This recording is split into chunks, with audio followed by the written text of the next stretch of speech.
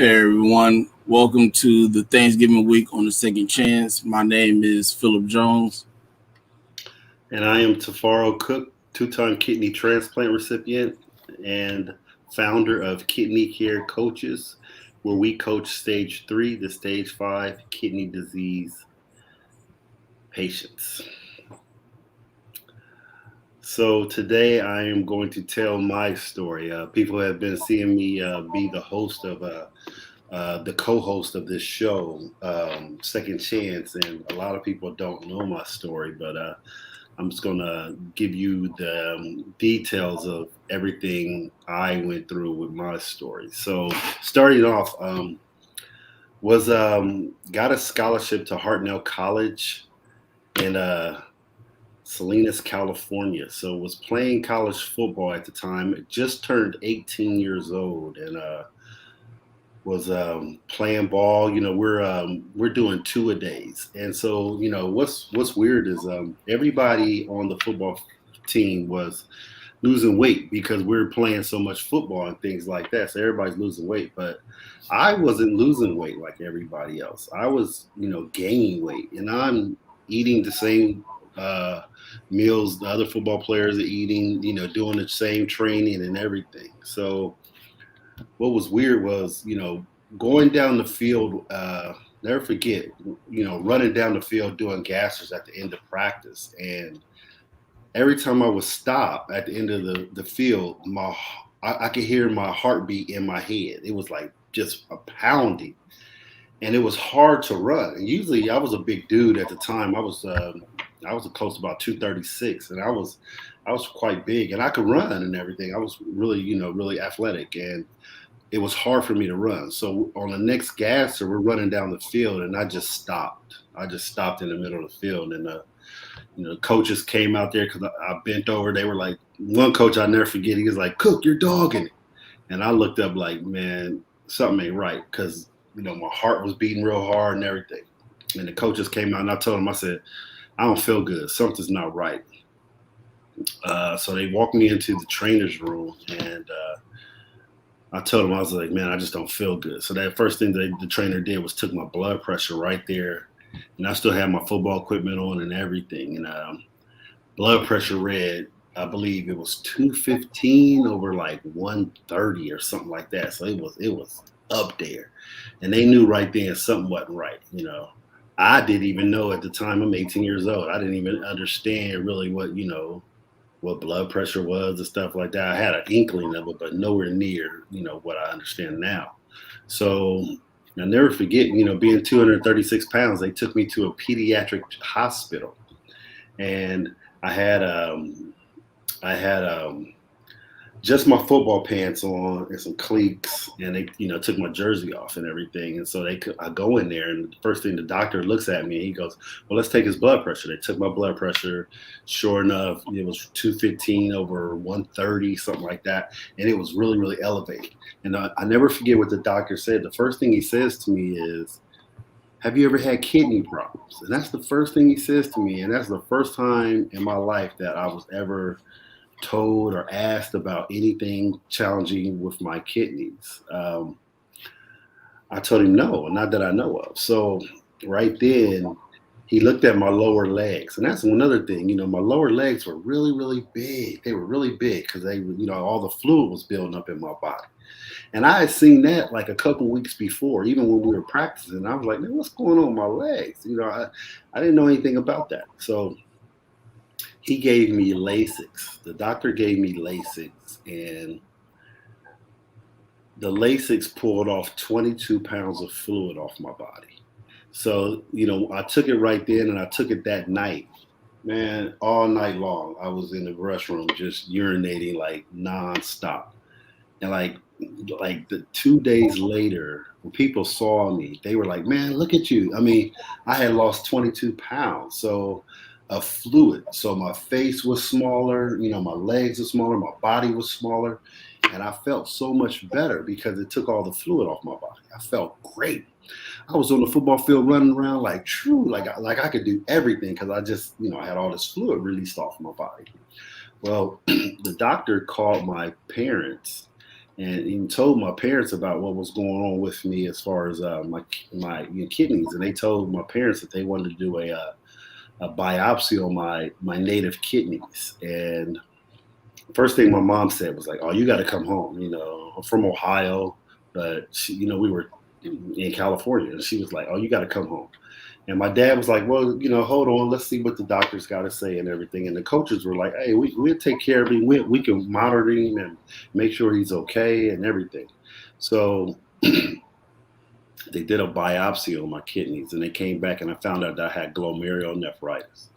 Now, glomerulonephritis is when what happens is in the kidneys we have all these glomerules. It's a lot of them, and the glomerules in my kidneys were scarring, and so the normal person will lose about zero point 0.1, zero point 0.2 grams of protein a day.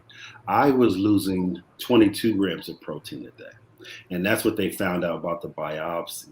What was crazy about the biopsy, I was going to tell you a little funny thing was I was in this pediatric hospital because I was still 18. And I never forget, I got the biopsy. A couple of my, teammates came and saw me in the hospital.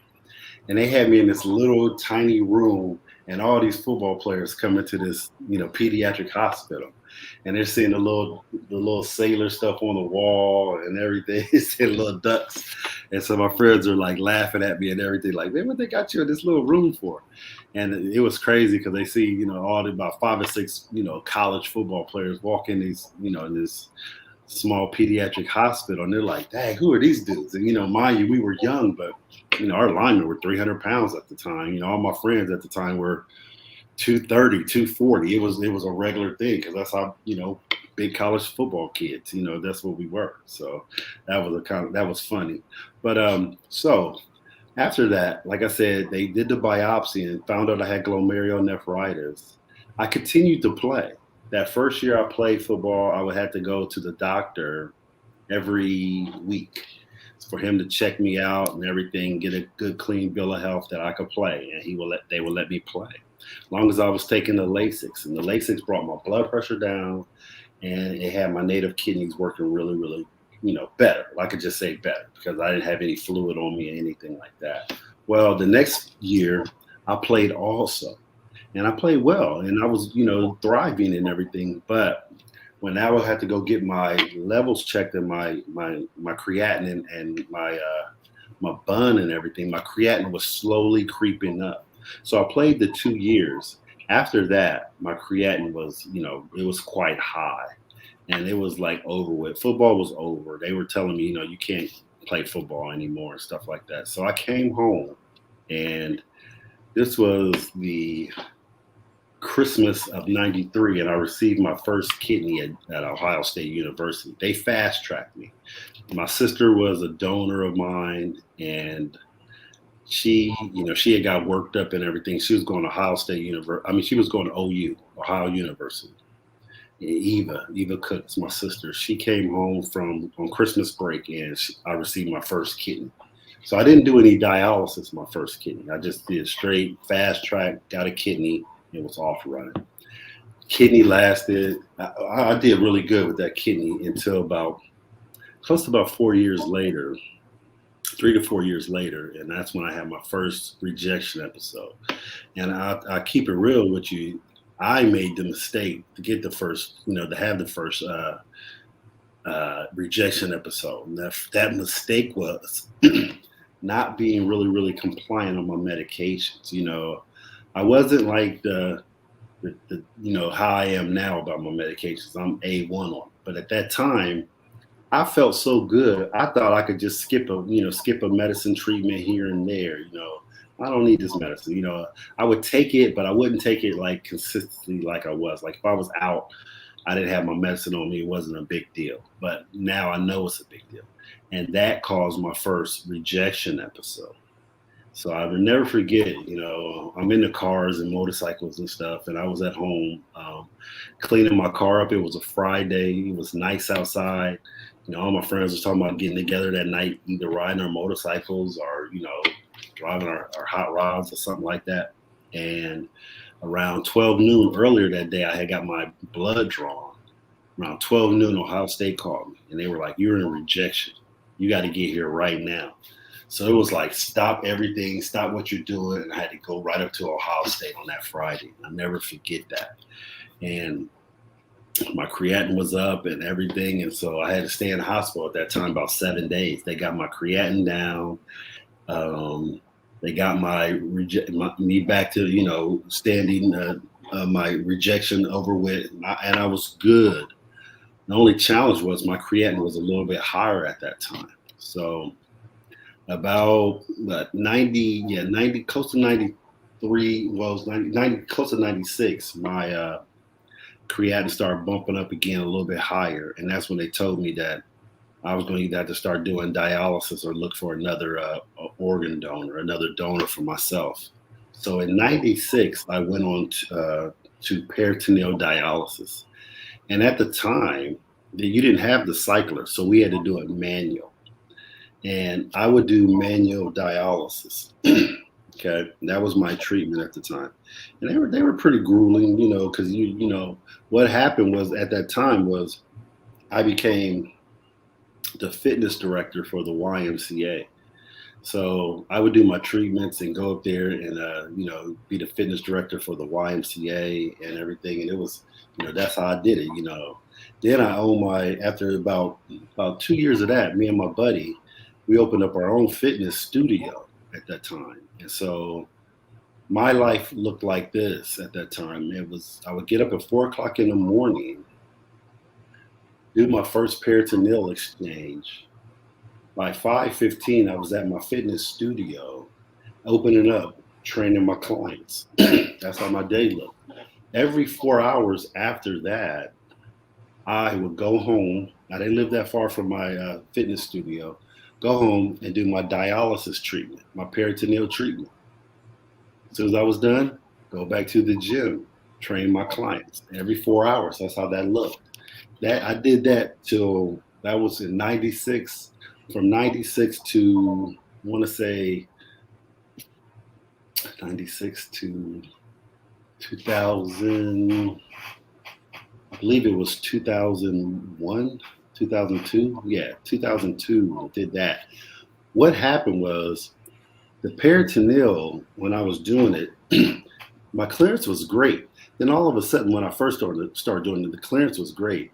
Then all of a sudden, my clearance started to fall off, and they couldn't understand why, but it was falling off. Eventually, what happened was they told me to start doing 3,000 size bags. They said, we want you. I was doing 4 treatments at first. Excuse me. Then they said, we want you to start doing 5 treatments. So I started doing 5 treatments of peritoneal dialysis. And then they started having me do 3,000 size bags. And I was still active at the time, still exercising myself, still training my clients. I was a big time trainer at the time. I was training fitness people, athletes, college athletes, high school athletes, all these things. And what happened was, with the bags being so big in me, my peritoneal sac bursted on my side. I never forget, I was at home and I looked down at my side, and my side started just being really, really big over here. And I started getting sick immediately. They rushed me to the hospital, and I had septics.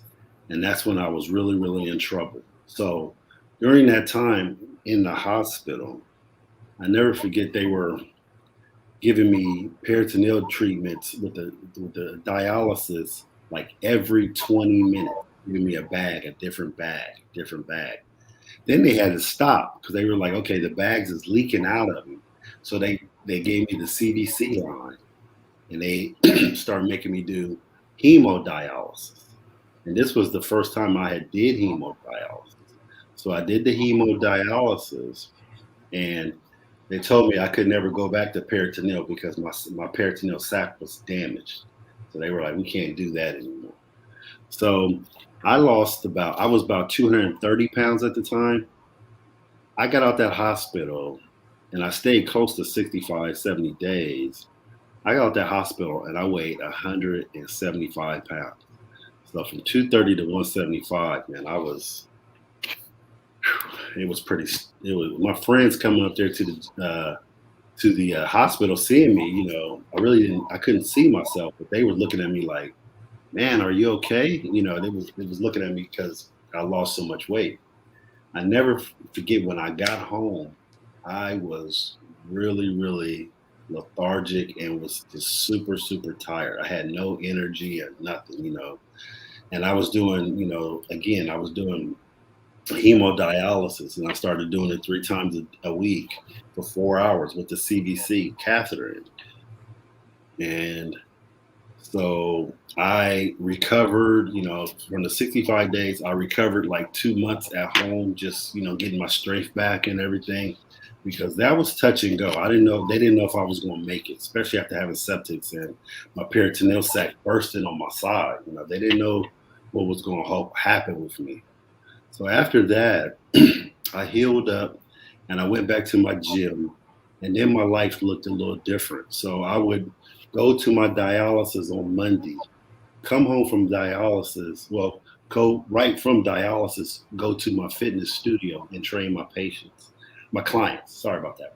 So it was like Monday, Wednesday, Friday was my dialysis, but I would train people Monday through Saturday, still training like it was nothing.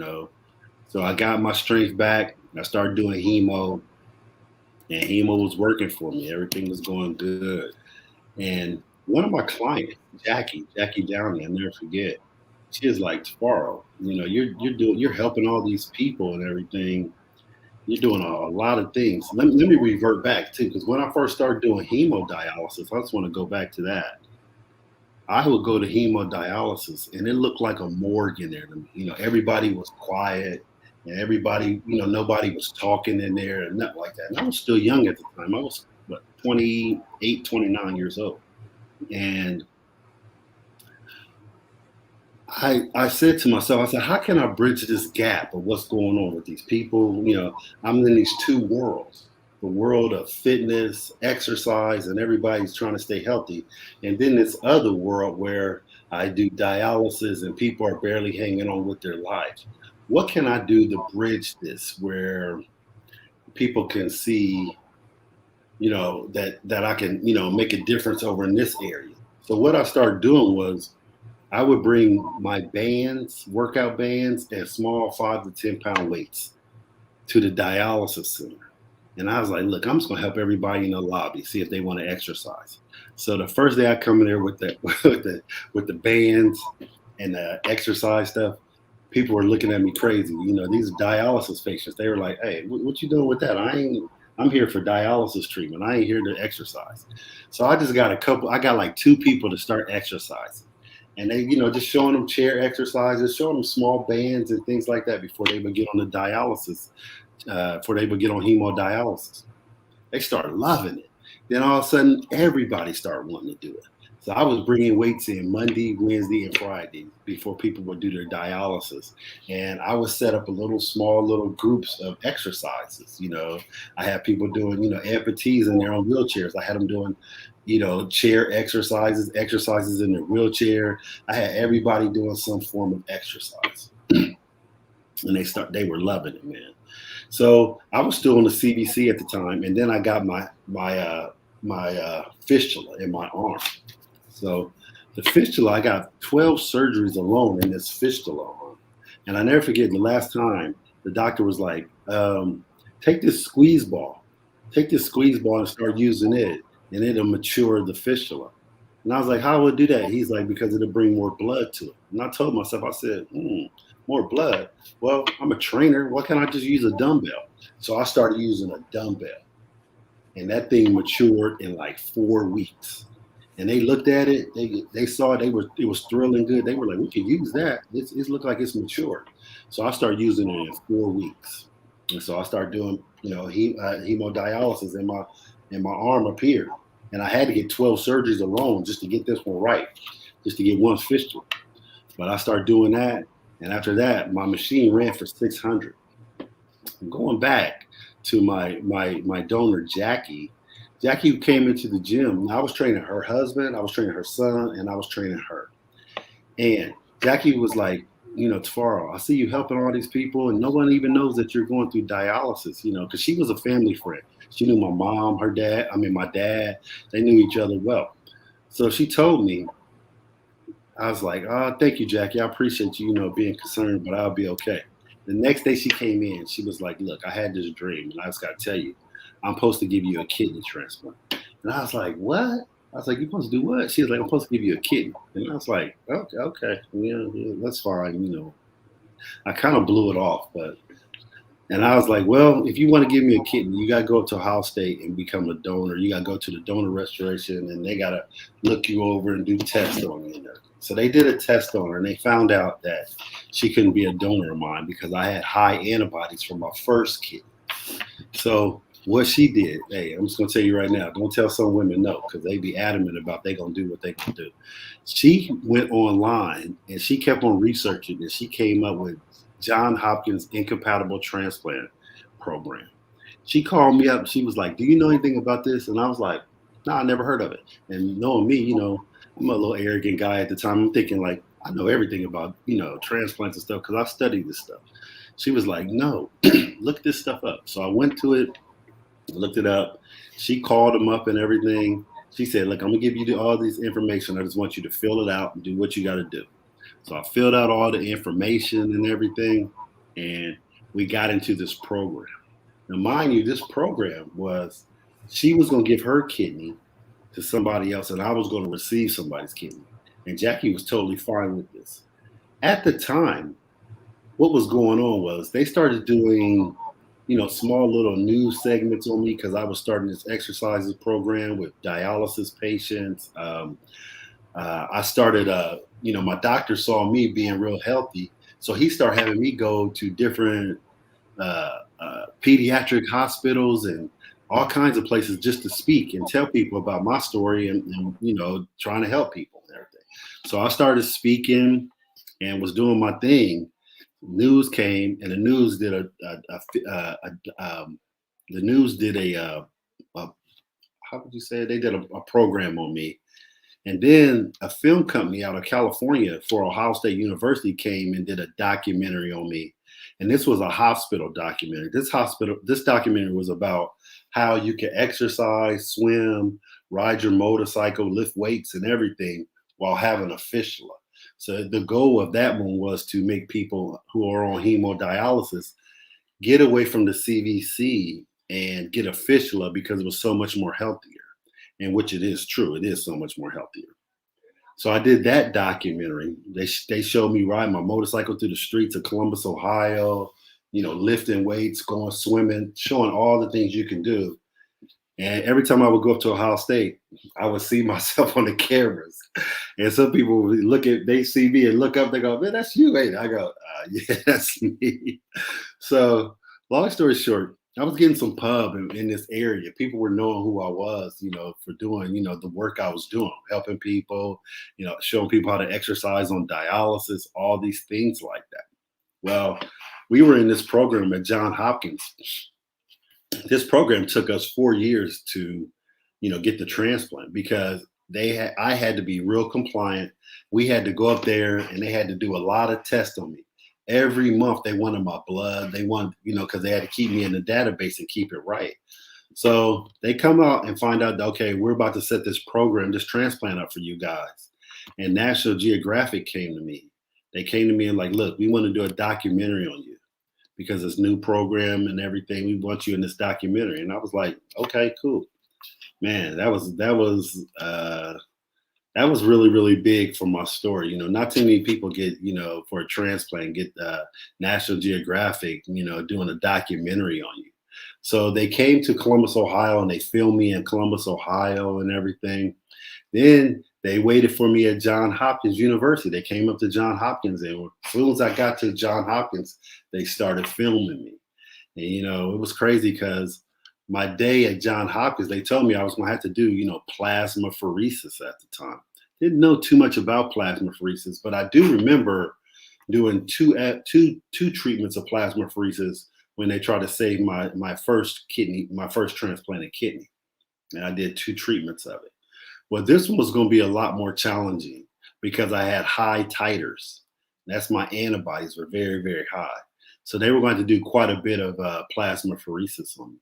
So it was crazy at John Hopkins because this is how my day looked. I would get up in the morning, get a little breakfast, and have to do plasmapheresis for 3.5 hours. Now, something about plasmapheresis, I'm gonna tell you, it's not like dialysis because plasmapheresis can be painful. Plasmapheresis is when they take the plasma out your body and separate it from the blood, and they're pulling all the plasma out. And the reason why they're doing this is because they want to take the antibodies out, and that's where the antibodies lie. They lie in the plasma. So they were taking those antibodies out of me, trying to bring my titers down so I can get this transplanted kidney. Well, in the documentary, you have to check it out. It shows that I did close to 50 treatments of this plasmapheresis, while the most people do at the most at John Hopkins was 6 or 7. And that was quite a lot because the treatment is really, really painful. Well, I was really, really healthy at the time, still am, but I was kind of like the perfect person to do this on. I was clearly in shape. I was quite strong and everything.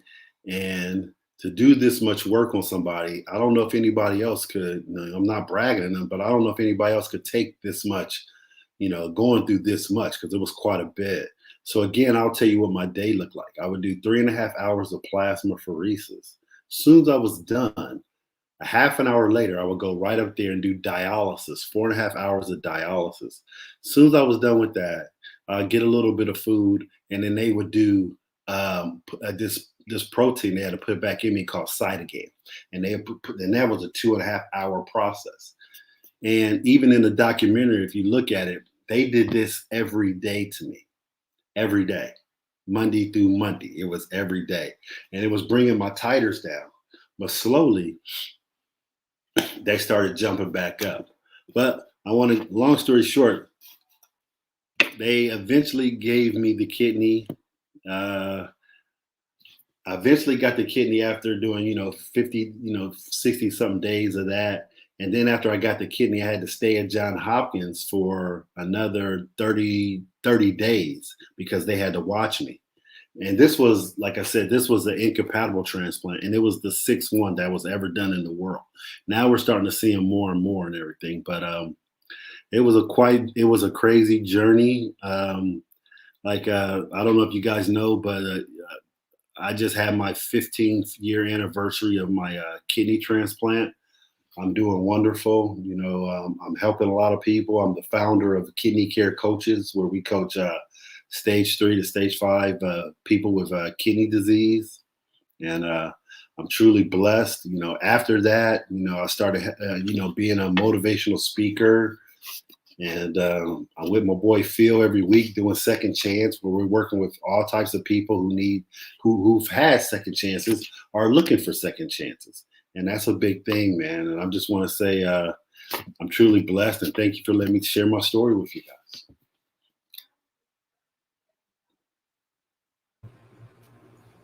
Mr. Cook, thank you very much for that. I'm not gonna lie to you, I've been waiting on that one for a minute. Because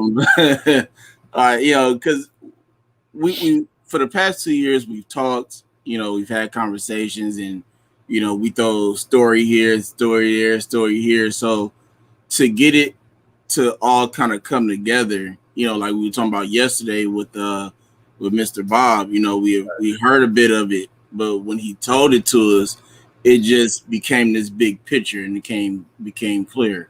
Right. But I'm gonna go to commercial real quick, and then I'll get to my questions. Cool.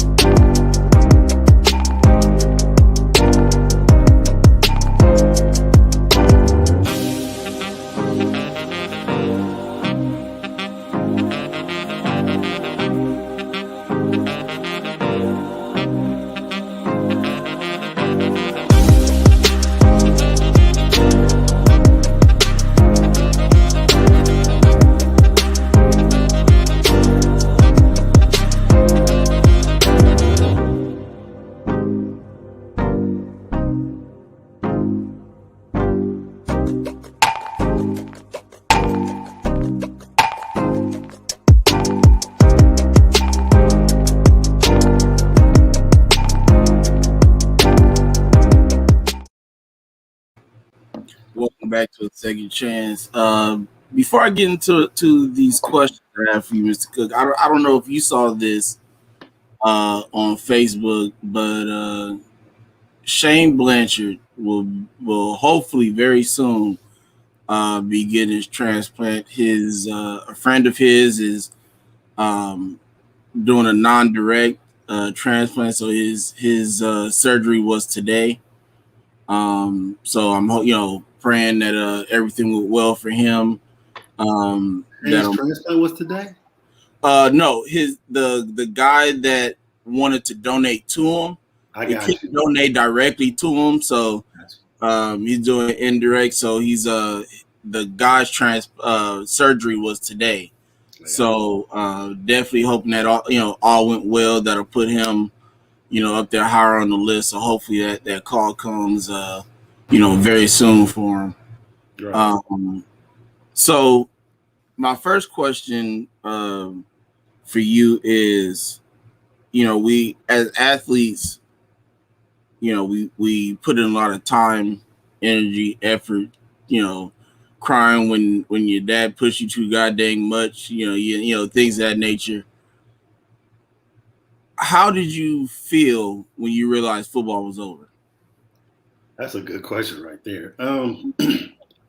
Uh, I honestly felt a little bit of relief because all the pressure of football, you know what I mean? It's a lot of pressure. Um, you're doing so much. And when I got to the college level, I could definitely tell the difference because I was good, but then some of the dudes on our team were just exceptional. You know what I mean? You was like, I was caught looking like, oh, that dude is just sweet, and I never really inspired to like play pro. I just wanted to play some college ball to say, hey, I'll play college ball and get that experience. That was my biggest thing. I wanted to just play college, and I had great experience for those 2 years that I got to play. Uh, anytime somebody tells you, you can't play anymore, that's a sour note because I wish I could have played 4 years, but I was happy with my outcome. I got to play a lot my freshman year, and I started after three games of my freshman year. After that, I started my freshman and sophomore year, and I met some great people. Loved California, loved my coaches and everything. So it was a great experience. But anytime somebody tells you something you can't do anymore, it's kind of sour note. But that's a good question though. But I was also relieved too that okay, I ain't got to put all this work in, getting injured and stuff like that because I kind of reached my goal, and that was just to play college ball. I always thought about being a GM for the NFL. If I ever be in the NFL, I want to be a GM. That way I can sit there and go to practices and look at dudes and put the team together and stuff like that. I Right. didn't want to play at that level because of the injuries and everything. But yeah, great question. Yeah, I was thinking, as we talked before, I used to think, I'm like, how do you go from playing again? I know weightlifting and all that stuff is a vital part to playing college ball. I play college ball as well, so I understand it 100%. Um, I honestly would have thought you would have wanted to be a coach to teach the game, but I mean, everybody has their preferences and ways that they go once they leave the game. Which I understand.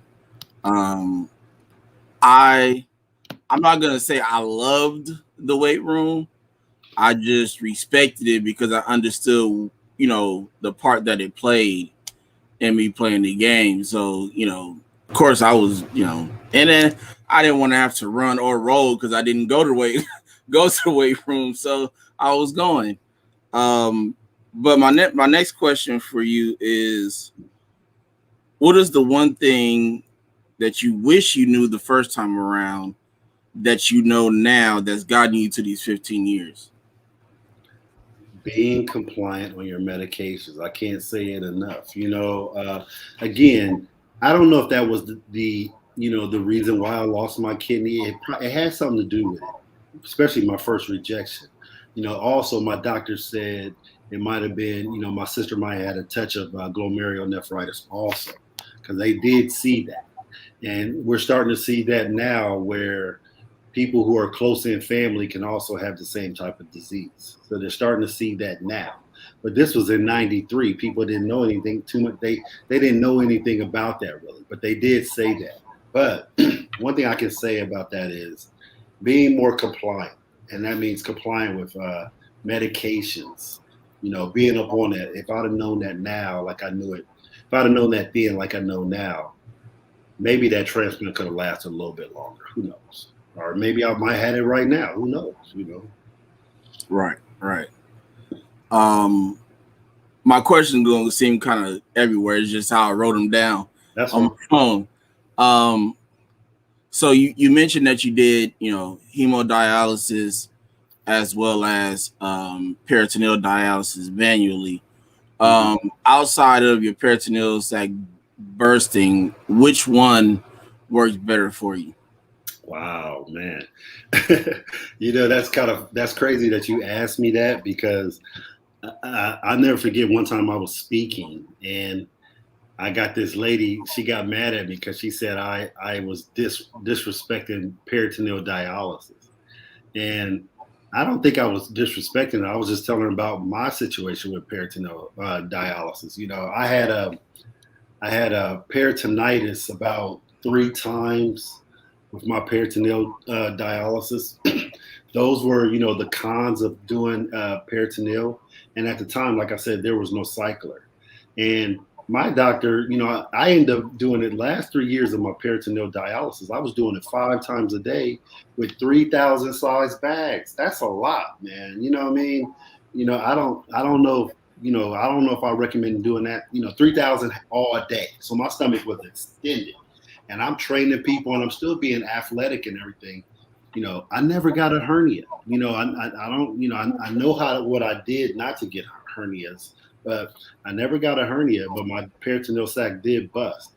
That was the cons for peritoneal. I love the freedom. I never had those downsizes where you do hemo. The next day you're wore out, especially from a hard weekend where they got to pull a lot of fluid off of you. You're wore out, and then I would still have to go to the gym. So the downside of peritoneal to me was getting the peritonitis because when I would get it, I would have to stay 12 to 14 days in the hospital of clearing me out and everything. But I did like it though. It gave me more leniency with my nutrition. It allowed me to drink a little bit more fluid, and I could do it anywhere. I was still going out of town. I would just take my bags, put them in my suitcase, and do my treatment. I never forget. I went to the lowrider show in Arizona, me and my boy. So I had to take an extra bag with me of my peritoneal stuff, and that was convenient. Now the cons of that, again, you can get peritonitis. And I got that. The pros of hemodialysis is I'm gonna start with the cons. The cons of hemodialysis: 12 surgeries in this arm alone to get the fistula done. Before even the fistula, my CVC got infected a couple times, and I had to go, get the antibodies and stuff like that, and had to get it in the hospital, go to the hospital. Why? Because when you get infection with that, your heart gets infected too. So, those were, some problems. Also, with the cons for hemodialysis is crashing on dialysis. When all of a sudden you start getting hot and your blood pressure, dips, and they got to send Change. you back, all that. We've seen that. And just looking at somebody at hemodialysis, watching that happen is almost traumatic. You're like, wow, what happened? I was just talking to that person. And, people are rushing over there. Another con is, I never forget doing hemodialysis, man. I just got off the machine. I was like, oh, okay, I'm done. It's a Friday. I was happy. Like, okay, I got to see this machine till Monday. I jump in my car, I'm driving home, and all of a sudden my arm opens up. Man, it looked like a bloodbath in my arm, in my car. Man, I'm holding my arm, going back to the dialysis center. Well, blood is going everywhere, and I'm grabbing my arm. Man, I'm at the light. Yeah, this is crazy. I'm at the light, looking both ways so I could run it. I had to run it. It was a life and death matter. Man, blood was everywhere, man. I walked back into the center, and they're like, blood all over me, man. And I wore a tank top that day because it was warm. It was Friday. It was a warm day. Mm. I had blood everywhere, man. It looked like, my car. I had to get my car detailed because there was blood everywhere, man. When this thing opened up, you know how it go. It's Right. gone. It's gone. Yeah. So I get back there and they grab my arm. What happened was they put too much heparin in there. And so I thought I clotted off, but I didn't clot off. Man, I had to stay there for 5 hours while they try to get my arm together. Eventually they were like, okay, we got to sew it up. But eventually it stopped on its own. And after losing so much blood, man, I was wore out. You know what I'm talking about? I lost. They were like, do you think, they called the hospital like, okay, we might have to give him a blood transfusion because he lost so much blood. And my thinking was get back to the dialysis center because I know I couldn't go home with this arm like that. The only thing I could think about was going back there because they know what to do. Right. So I had to get my car detailed because there was so much blood in it. Man, when I left, I got back in my car, opened up the door, it was blood everywhere. I was like, I had to start wiping it off and just smearing it because it was everywhere, man. I mean, everywhere. So I had to clean out the car a little bit. Then I had to get it detailed because it was just too much. But, that's a con also. Now I want to talk about the pros of hemodialysis. For a lot of people, hemodialysis works because they don't have to worry about anything. They could just go sit right there and they can get their treatment right there. They can look at a book. When they're done, they can get up and go home and they ain't got to worry about it. And that's a pro to a lot of people. They can go right back to their lifestyle and do their thing, and they ain't got to worry about, every day doing something, a reminder every day. Because a lot of people like that one day off where ain't got to think about that. They can go do their life, they can do their work, they can do all that. That's how I felt also. Like, okay, on days I didn't have to do hemodialysis, that was a great day because I could just go to the gym, train my clients, and feel good because okay, I ain't got to do that, to the next day. But the days I did have to do hemo and then go train clients, I was foggy. Some days I'll be foggy, like, okay, what's the next exercise? All right, it was this, it was like that. I'll be like, okay, do another set. I couldn't really I could be me, but I was still kind of, in a lethargic way. But I'm You and still that energetic you. right. I wasn't the energetic me. Exactly right. So, with that being said, Phil, I think it's more of a personal thing. I think I thrived on both, but I don't know what to say. I could just say though I had good experiences on both of them. I had bad experiences on both of them. I really can't say what's the best. A lot of people can, but I did peritoneal for 6.5 years, and I did hemo for 5 years, close to 5.5. But I did them kind of an equal time, and I think there's the pros and cons on both, and that's what I could speak about. Like I had good episodes on both, I had bad episodes on both. That's my experience. Yeah, I think everybody is what I've learned over time because when I first started, well, not first started because I did PD the first time earlier, my first transplant, but is that everybody's different. Everybody's body is set up differently, so it takes two different dialysis treatments better. Right. I was the worst on hemo. I felt horrible, couldn't do anything, and I'm like, so I look at you and I look at my guy Joe, that's currently doing in center, and he's a truck driver, and he'll go to treatment, get like an hour or two of rest, and then go work on the truck or take a load wherever we got to go or whatever. So I'm like to see you guys say that you can do in center, do hemo, and then go work out, go drive a truck, across country and do things like that. I'm like, man, I barely can get out the chair when I was done. So but like you said, it's pros and cons to both ends of it.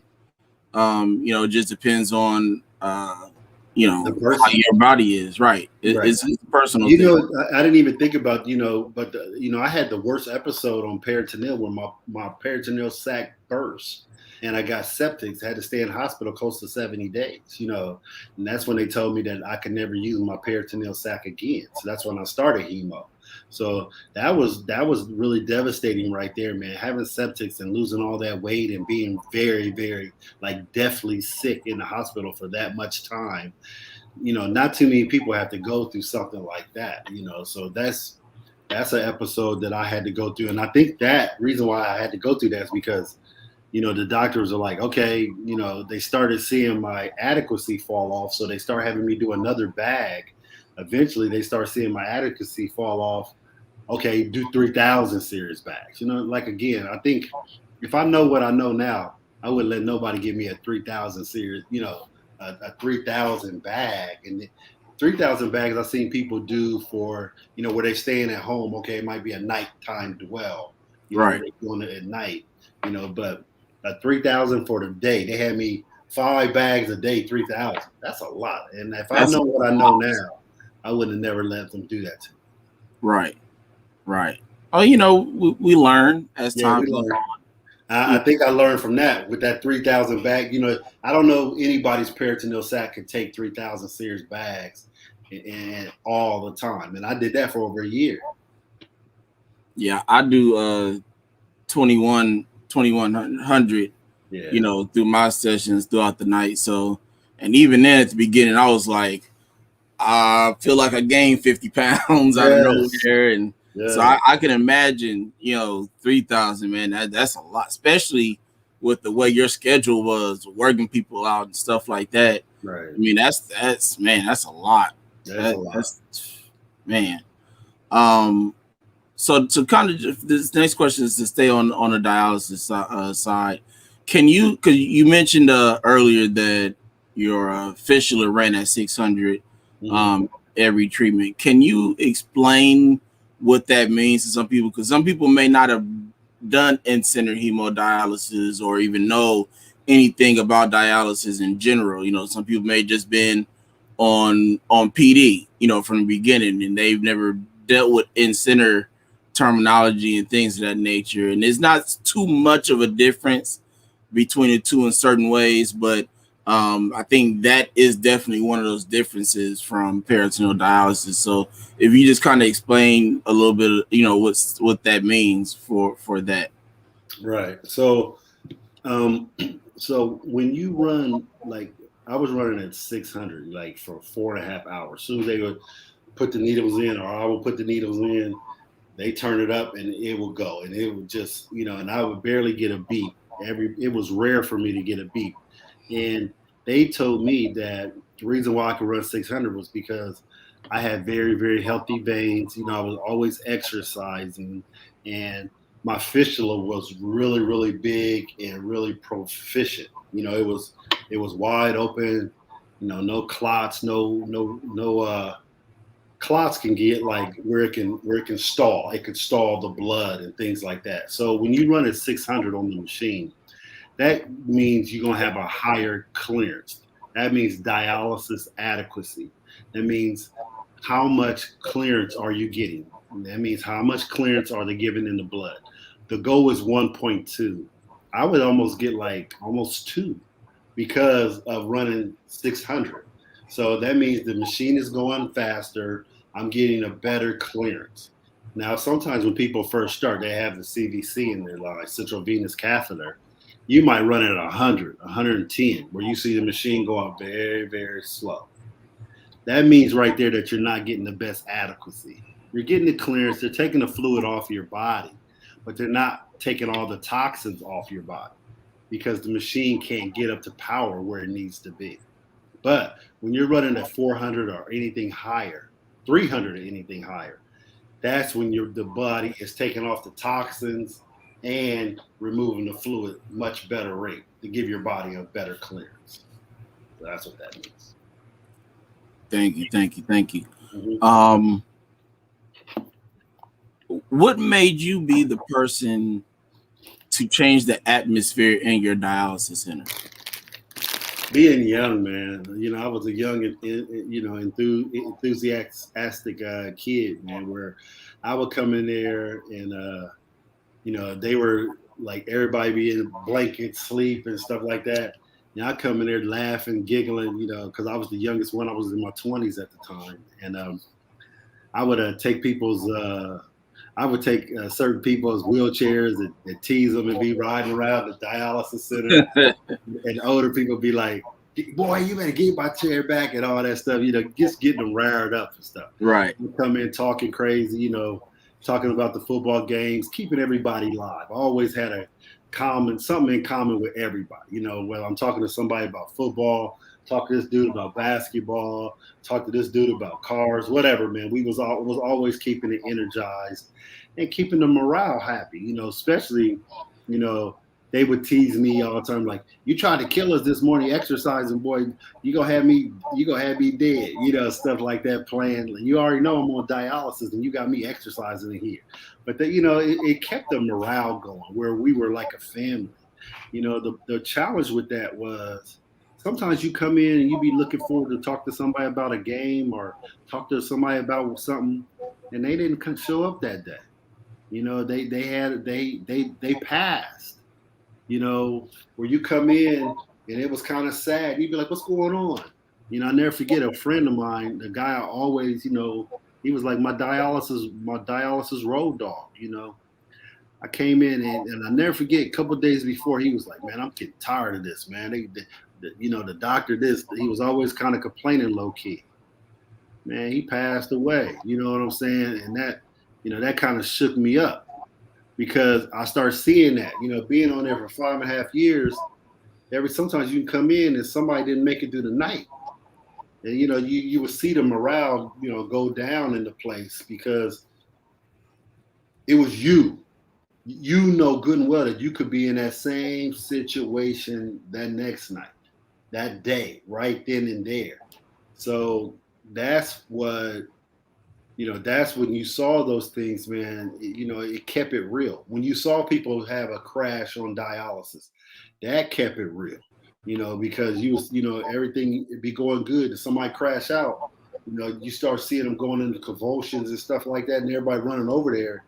You'd be like, ooh, because it could be you. And so that was real, man. That was some of the challenges you see right there. Then you see people coming in. Another friend of mine had to get his foot amputated. I'm kicking with him a couple of years, and all of a sudden, he starts going through these challenges with his cardiac, his heart and things, and now they got to roll my man in because he lost his foot. So you start seeing these things like that. And that's to me, in some form, that was my post-traumatic. The post-traumatic stress, and you with your boy, you think you're going to see him the next day, you could talk, talk to him about something, and he not make it. Yeah, and I think the other side to that is when you see these things and you realize, like, dang, that could be me. Yeah. Because you both in the same situation at one point, it's just that, that person took a different turn than you did, right. But we could have easily took that same turn. That's it. And I'll speak a little bit on that tomorrow. We're going to keep it on you today. So I have a two-part question. It has to do with the same thing, but it's actually two different ones at the same time. So, what was it's a mindset question. So what was your mindset after losing your first one? And what was your mindset after you got that news from the doctor that you were going to have to stay in the hospital and your original date of having that transplant wasn't going to be then? It was going to be, further down the line, when everything kind of comes together for you. Like, what was your mindset? Because it's two different situations, but at the same time, it's kind of, the same result to a degree. So it's like you lose it the first time and it's okay, cool. I'm gearing to get this one. And then like, yeah, about that, and it's just like, easily you could just lose all faith and just be like, you know what? I don't even care anymore, but I know that's not you. So I just want to know, like, what was your original mindset and did you have to change anything to get you into that, I'm proactive, I'm doing this, I'm going to do that, make these changes. Like, what got you to that point? Phil, that's a good question too, because I woke up that morning, like, oh, this is my last dialysis treatment. You feel me? I was woke up like, okay, I could, at close to 10 years, over 10 years of this, I can. Okay, my last treatment. I'm gonna go through this routine and sit back and reflect because transplant's tomorrow. I go through my plasmapheresis. I'm getting done with hemo, and you see the doctor come in. He tells me right then, hey, your titers came back up, your antibodies come up. We can't give you the transplant. For some reason, I always felt like I'm gonna be okay because my goal was take one day at a time, no matter what. Just take this day and make it a good day, and then I'll worry about the next day tomorrow. But right now, I'm just staying in the present. And I'm living, and I'm always happy. So he told me that he was like, "Look, can't give you the kidney and everything." It was a letdown. I was like, "Oh crap, okay." So what's the plan from now? That's where my mind really went. Like, okay, I ain't gonna give up. I understand I can't get this kidney, but what's the plan now? So it was a letdown. I ain't gonna act like it wasn't. It was a letdown because I thought that was my last day of dialysis. I ain't gonna never see this again. He was like, uh, "What's the plan now?" So the plan was keep on doing plasmapheresis, keep on doing all these treatments with nothing in sight. No goal at the end of this. You got to keep on going, and that's what it was. And it was like that until the end. Till they called me up that day and said, "Hey, we got a kidney for you." And it was like, so it was almost like the unknown. You feel me? So I was kind of depressed, but I was like, "Dang, how long do I got to keep on doing this?" Because that plasmapheresis, especially when you get so deep into it, you going through all these treatments. You feel like you just doing the treatments. You just doing the treatments. That's it. There's nothing else in sight. You sitting in the hospital. You going to myself. They even said, we can't stop the treatments or your antibodies will go right back up to normal. And this will be for nothing. So I had to keep on going. So it took everything in me, man, to start the next day doing treatments again where I was supposed to get the transplant that day. I'm supposed to be transplanted, healing up from that. I'm going through the same routine. So it took everything in me. And I was always prayed up. And I had true faith, and I knew I was going to be okay. Because I always felt like, I didn't get all the way here for nothing. So there's a reason for this. So I just kept my faith, man, and kept on being strong, kept on doing the treatments. And they came back like a month or so later, like, "Hey, we got your transplant." And it was perfect. So, what I asked this question because this is something important that people need to hear. If say for instance your doctor calls you up like, "Hey, Tifiro, I got a guy here who they lost their kidney, they feeling down." Like, what words of advice do you give somebody that's unfortunately having to deal with the loss of an organ? I mean, it doesn't have to just be a kidney. It could be any type of transplant where they have to kidney, they got to do dialysis or whatever the case may be. What say to somebody like that's going through that?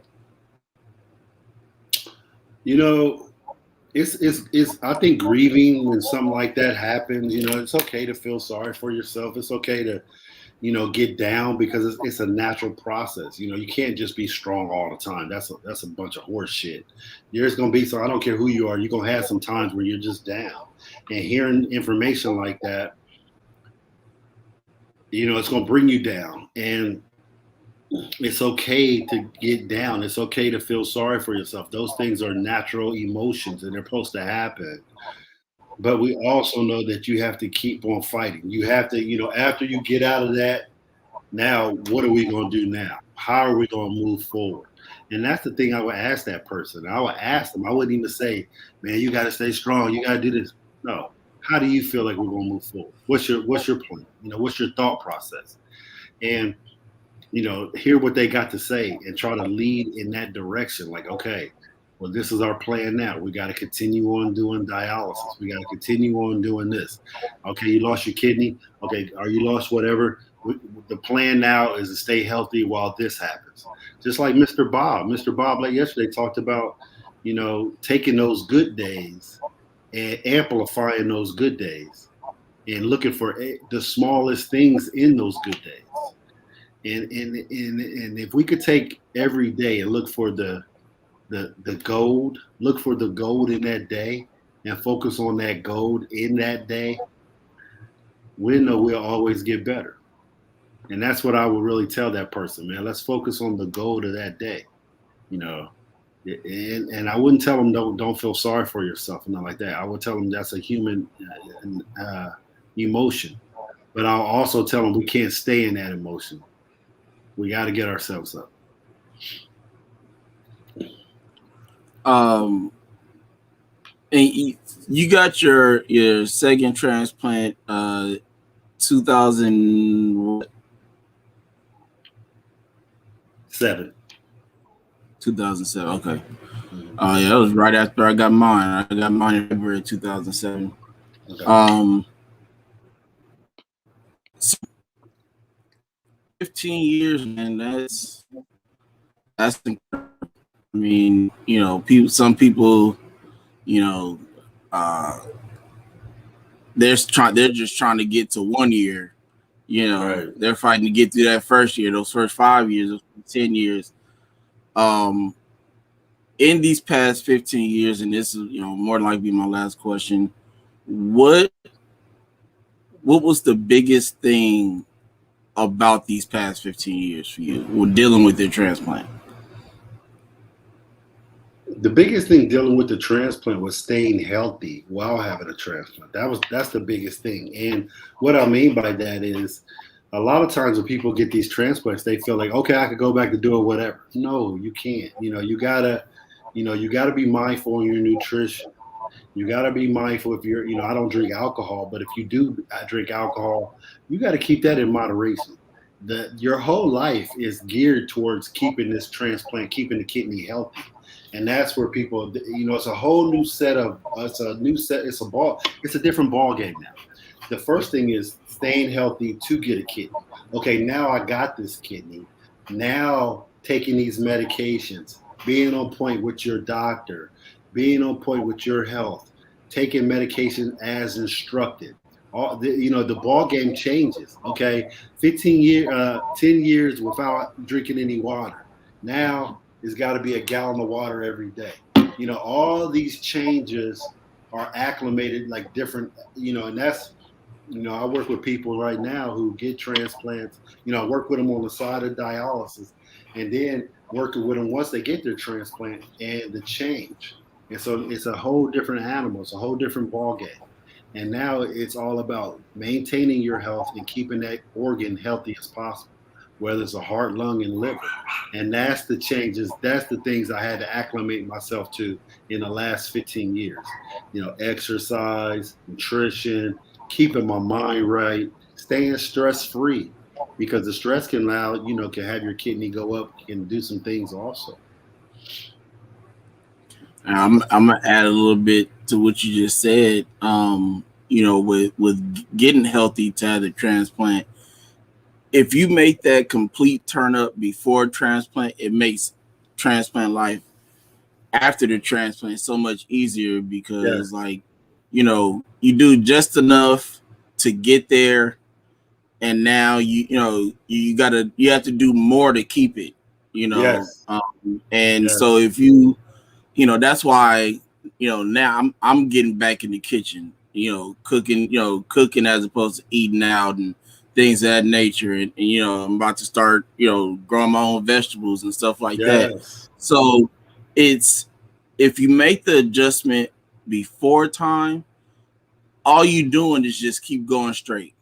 Right. You don't have to make no adjustments or anything like that. You just keep doing what you're doing and you'll be fine. If you did the maximum ahead of time, because it just makes the transition that much easier. Yeah, great. It's all just keep doing what I'm doing. Do my food preps, my meal preps, and got my water, got my pills already together. Because 9 times out of 10 you're gonna be taking meds anyways before you transplant. So if you get in the habit of making sure your meds and stuff and your exercise, go on a walk, 30, 45 minutes a day or every other day or whatever you could put into your schedule, but find time to put exercise in it, even if it's, just doing push-ups and sit-ups in the house, Walking. or whatever the case may be, walking in the backyard if you have to walk 1,500 laps in the backyard.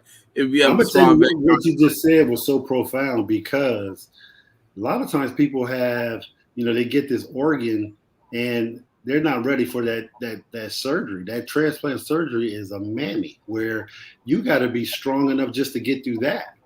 And if you are stronger, your recovery is going to be so much better. Just like you said, and I agree with that. And that's what people have to understand. It's not about getting the transplant; it's about how you're going to keep the transplant. How are you going to maintain it? And that's what that's one thing I can give myself some love on. Staying strong for 15 years without having any challenges on it. Where I've seen people have challenges immediately coming out the hole. Yeah, and, I'm gonna give you a prime example of, just kind of ways to keep yourself healthy. My uncle used to be a professional bodybuilder. That's what he, did, competitions, everything, has trophies and all that stuff. And he's 60 now, 60 something. His birthday is 3 days after mine, and he still eats the same way now. I think he eats better now than he did really even then, because he was so, his schedule was, and it still kind of is the same thing, but he would get up like 4 a.m, go to the gym, do aerobics, go to work, come home. Every Sunday night he'd make it, put some stuff on the grill, shrimp, steak, chicken, put some vegetables and stuff like that. He'd eat the same thing every morning. Eggs, grapefruit, all that stuff. And since he retired, because he retired when he was it's probably been about 12 years now, 10, 12 years now since he's been retired. And since then he went to, cooking.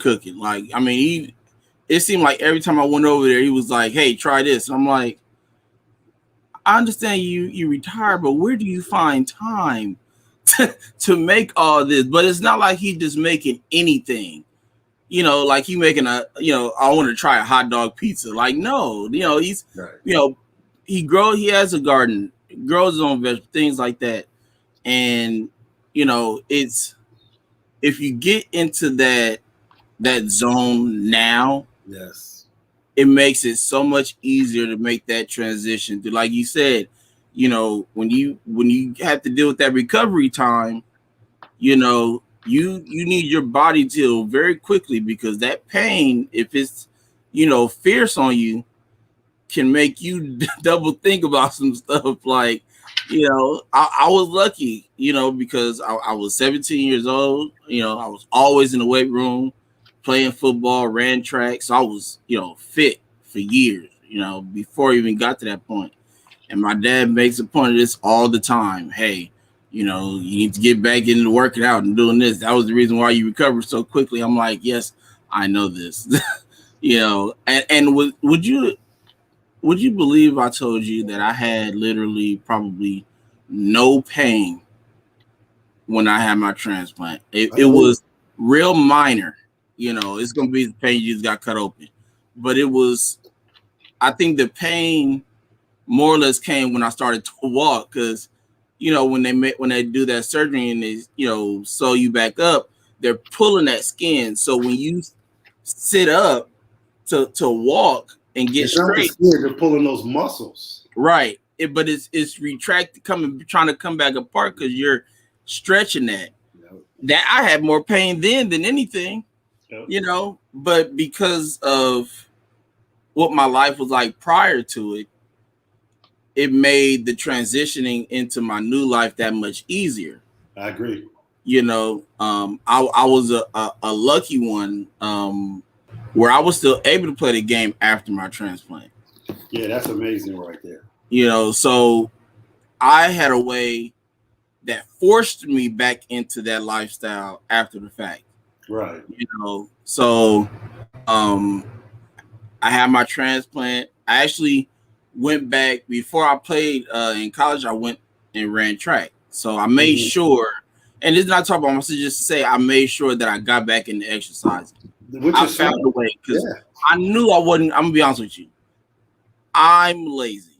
I know this, but me knowing that forced me to find a way. Right. It forced me to find a way. So what I did, because I was a senior when I had my transplant in high school. It was my second semester. So I didn't finish that year. So I went back because I was a year younger than the age that would have kicked you out. I wasn't 19 yet. So I went back, finished. But what I did was I did try to get back into football, but they wouldn't give me the medical hardship. So what I did was I said, okay, well, I know a way to get back into this. So what I did was probably something better was cross country. And I hated it. I'm not gonna lie to you. I hated it because I've never run so much in my life. Our meets with 3 miles, and it was like it was times where I was like, I want to quit. But I knew what I was doing it for. It was more than just the competition. It was to get myself healthy, back in the swing of things and keep going. And I just transferred that over to track. If you know you are not the person to just, get up, go to the gym, start small. Ain't nothing wrong with starting small. It's about starting. The hardest thing to do is start. You can't finish unless you start. That's it. So, find ways to ease your, push-ups in the morning before you go to work or school. Some sit-ups or something. Get you one of them bars you can put in your the door and do some pull-ups or something like that. Start there. Yep.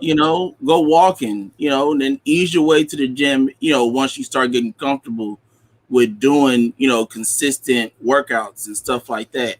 You don't need to go in there trying to lift 300 right now. It's not, the purpose is just. What was that? I said you ain't gonna be able to do those 300 pounds anyway. So. Oh yeah, no, especially me. I ain't. So, Mr. Cook, you know how we end this. If you have, what do you want them to take from what you said today with your story and the conversation that we just had? Yeah, with over 32 surgeries, over a decade of dialysis, 2 kidney transplants, numerous times staying in the hospital for over 50 days. All those things I could say is I'm truly thankful because it gave me the experience to work with other people. It gave me the experience, the insight of what I do now with kidney care coaches, and I can understand where people are going from because I walked in those shoes also. And I'm a patient to this day, no matter what. I still got to go get labs. I still got to go get treatments. I still got to do all these other same things and speaking on it firsthand also. So I feel it gave me a little up more than, not I won't say more than a doctor, but on that level because I'm living it also, where I could tell firsthand experience. I'm not just telling you from no disrespect, I'm not telling you from a doctor's perspective. I'm telling you from a person's perspective that I lived it all. I love the fact that if my patient or my client is on peritoneal, I understand that. If they're on hemo, I understand that also.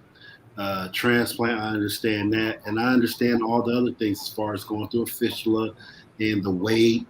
Everything about I experienced has propelled me to do what I do now. And I'm so thankful that I went through every ounce of it. The pain, the agony, the defeat. It's made me who I am, and it's allowed me to help others by going through this. And I'm truly thankful for it. Well, we appreciate you telling your story, Mr. Cook. Like I said, it's been a long time coming. People probably would have had you on the show before you hosted the show. I was like, nah, bring them on now. We, we need to do this right now. There's no point waiting. So before I end, and I'm not gonna just end. I want to show you guys two videos in a minute, but tomorrow we'll be back on here again, and I'll be telling my story. Some very similar to what Mr. Cook just did today. Wednesday we have our donor tribute panel. That's at 12:30 Eastern time. Here, if you haven't hit the subscribe button, hit the subscribe button, please. Hit the notification bell right next to it so you know when we go live. And then yeah, I think that's pretty much it. You got anything else, Mr. Cook, you want to say? No, man. Thank you for allowing me to do this. I appreciate it. Oh man, you family, man. I appreciate you being on with us to tell your story as well as hosting the show with me. So we gonna go ahead and get on out of here. But before we go, I have two videos to show you, and then that'll be it. Hey, what is going on, world? Edward, Mr. Why Not Drake is here. Hope you all are having a fabulous day. I just got on here real quick just to ask you all to please consider supporting the Why Not Foundation annual Why Not Impact Lives holiday drive, where we go across the country delivering gift bags to pediatric transplant patients and families at various treatment facilities and hospitals. And this year, we'll be adding a little extra seasoning by treating families to dinner. We'll be giving them gift cards so they can go out and buy turkey, some ham, chicken, whatever they're into, and just bring their families together. Because, we're all about connecting and bringing families together and brightening the lives of people. So I ask you all to please consider supporting us by visiting www.whynot.org, spelled YNOTT.org, to make a donation to our holiday drive session. And also, I ask you all to follow us on all social media platforms at Why Not Connect, spelled YNOTTCONNECT. And just like my hat say, just believe.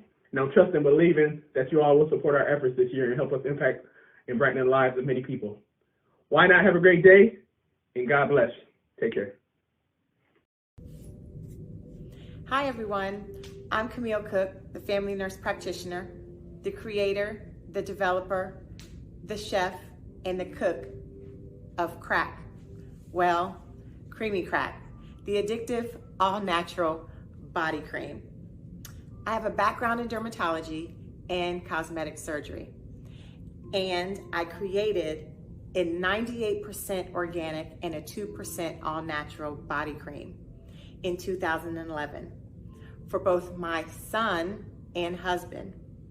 My son, who suffered from the irritating symptoms of eczema, and my husband, who was a 2-time kidney transplant survivor and who was on kidney dialysis for over 10 years. They both suffered from the dry, itchy, scaly, and flaky skin. And as a mom and a wife, and with a background in dermatology as a nurse practitioner, I couldn't stand back and see them suffer any longer. So I got into the kitchen and started cooking crack. Well, creamy crack again, the all-natural body cream.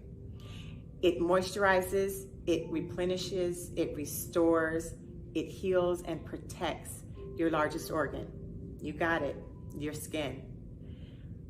I have been able to make such a difference in the lives of those people who suffer from the irritating symptoms of being on kidney dialysis or who are awaiting a kidney transplant, and also for those who suffer from eczema. Those people or individuals have suffered way too long and tried too many things to help their skin come back to life. I am so honored and grateful for you to try this all-natural body cream. Again, that's going to help you look and feel better with your skin. Creamy Crack can be found on all social media platforms at Creamy Crack Body Cream, or can be purchased at creamycrackbodycream.com. I look forward to serving you, sharing with you, and making an impact in your life. I hope you'll go out and try Creamy Crack, the addictive, all-natural body cream. Thank you.